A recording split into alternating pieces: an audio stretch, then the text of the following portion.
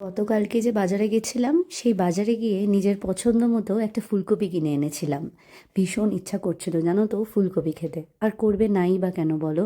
বছরের এই কিছু সময়ই তো আমরা এনার দেখা পাই, আর সেই সময়ও যদি মিস করে ফেলি তাহলে তো বিশাল বড় একটা ভুল হয়ে যাবে। যেখানে আমি ভীষণভাবে ফুলকপি খেতে ভালোবাসি, আর আমার মনে হয় ফুলকপি খেতে প্রায় মোটামুটি প্রত্যেকেই ভালোবাসে। জানো তো, প্রথমে ভেবেছিলাম ফুলকপির বড়া করব। কিন্তু তারপরে ভাবলাম যে থাক, আজকে ফুলকপির ঝোল করে নিই, পরে কোনো একদিন ফুলকপির বড়া করে নেব। মনে আছে তোমাদেরকে বলেছিলাম আমার একটা অ্যালার্জির ব্যাপারে? সেই অ্যালার্জির রিপোর্টে জানো কি এসেছে? হাউস ডাস্টে আমার রয়েছে অ্যালার্জি। যার জন্য কালকে যখন আমি সমস্ত কিছু পরিষ্কার করছিলাম, বেড কভারটা চেঞ্জ করছিলাম, সেইখান থেকে ডাস্ট থেকে আমার লেগে গেছে সর্দি।